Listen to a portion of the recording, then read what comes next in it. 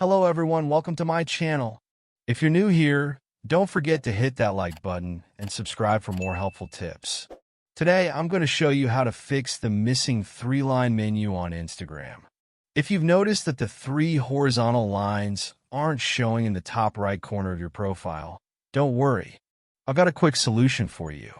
First, open the App Store if you're using an iPhone, or the Google Play Store if you're on an Android device. In the search bar, type Instagram and hit search. Once you find Instagram in the search results, check if there's an update button next to the app. If there is, tap update to make sure you're using the latest version of the app. The update might take a little while depending on your internet speed, so just be patient. Once it's finished, you'll see the open button instead of update. Tap open to launch Instagram. Next, head to your profile by tapping your profile picture in the bottom right corner of the screen.